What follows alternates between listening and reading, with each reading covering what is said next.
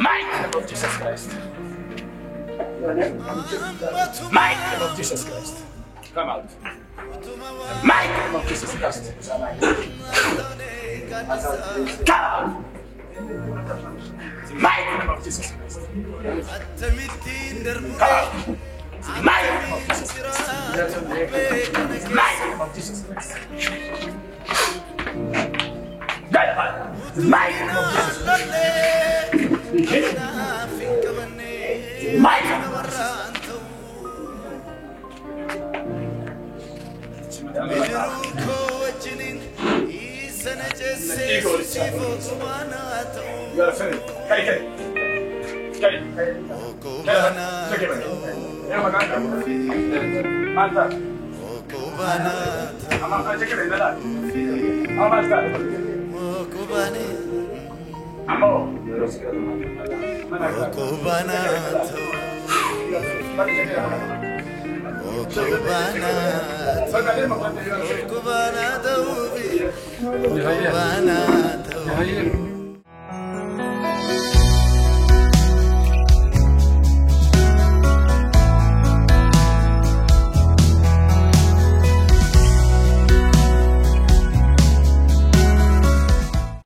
Ani maqaan koo Malkaamuu Baabbosiin jedhama. Hiriyyaan kun ni bukkee dhaabatu darajjee ol jirraa jedhama.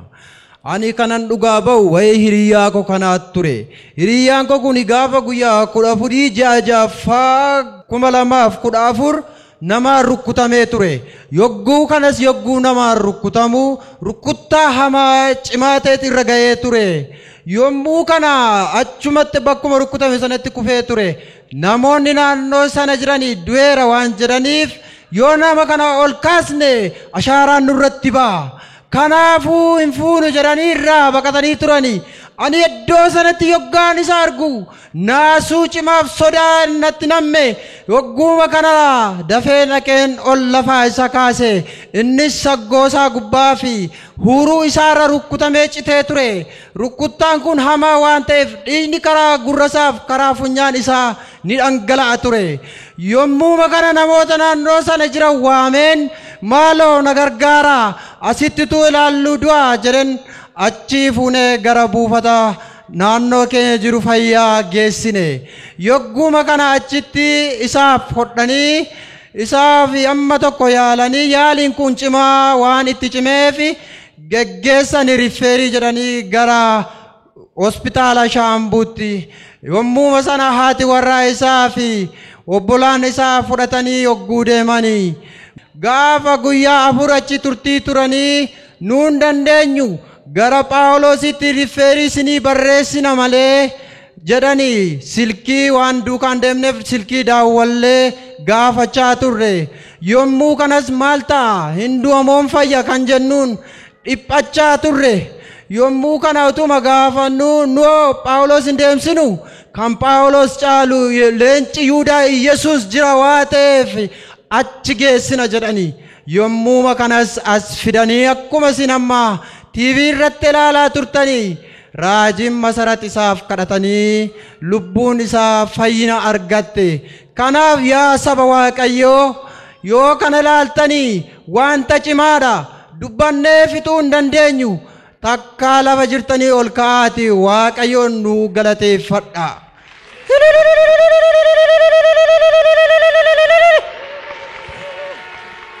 Noora ulfaadhaa san. Tole riyaan keessan waa baay'ee isaa dubbataniiru waa'ee keessan dhiigni karaa afaaniif karaa finyaanii isin dhangala'aa ture. Ofiin beektanis turtanii amma lafa kana dhuftanitti mee yeroo sana haala akkamii keessa turtanii gargaarsa Waaqayyoo isinii godhe dubbadhaa galateeffadha. Egaa ani waan dubbadhu isa achitti ta'ellee inni dubbateera. Eddeen rukkutame sanaa boodee ani waan of beekuun qabu achitti fidanii na fiduu isaanii eddeen as ga'een baree guyyaa 4 bultee na hidhanii gaafa guyyaa 5ffaa dhufeen addanatti yeroo dhufanii fidanii baataniiti na fidanii na kaayu yogguu san na kaayan sana achi taa'een raajii masarati Siree yeroo dhuftanii teessan akkamitti baatamtanii akka dhuftan guyyaa amma kana eessa akka turtan homaa of hin beektan? Hin beeku ture yoom akka manaa ba'ee guyyaa maalii akka manaa meeqa akka manaa ba'ee hin beeku dhufeeni achumatti yoggoman isaaniin achi kadhataa dhufan isaan arge yoggoma sana iji koos hin arge nan isaaniin baree addana maalajiin dhufee ani maalajiin addana ga'eera jedheetaniin reefuun of qore achi as isaan kadhataa dhufanii achaadha.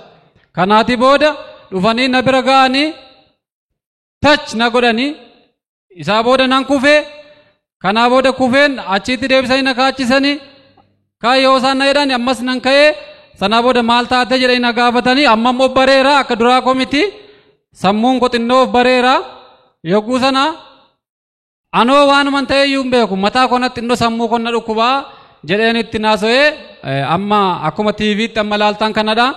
Yeroon akkasitti odeessu waan salphaa fakkaata garuu guyyaa 5 fi nyaata bishaan midhaan ituun jedhiini nama situun bariin lafa situun bariin as ga'ee kanaaf waaqayyoon naa galateeffadhaa sabnas kana jirtaniin jedha.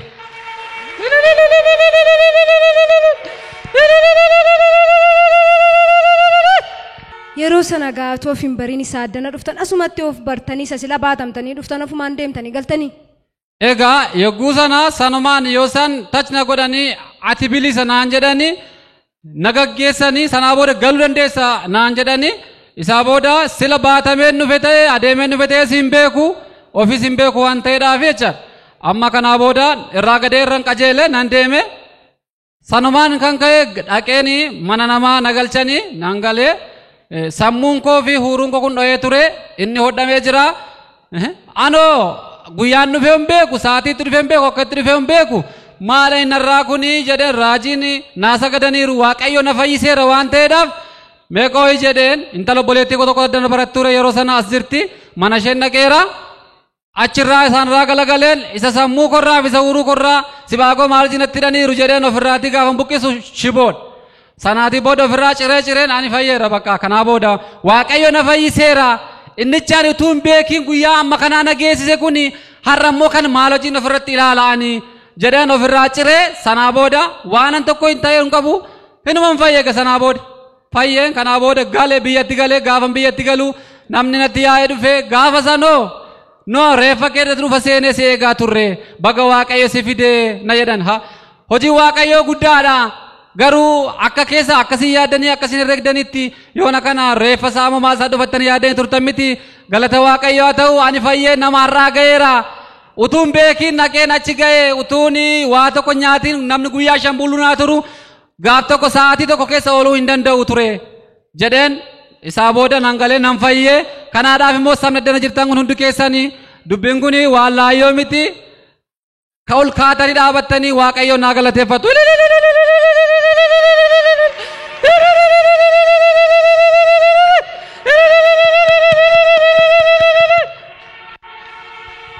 Ulfaadhaa nooraa sam.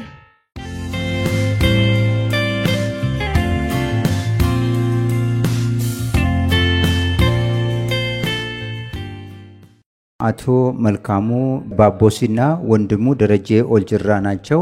ወንድማችን ደረጀ በሰው በ14 ወር 2014 ዓመተ ምህረት በሰው ይመታል። ከዛ በኋላ ሰዎች እሱን ማንሳት ፈርተው በጣም እየተጨነቁ ነበር። እኔ ወንድሜን ያየሁት ብሎ ነው የመሰከረው።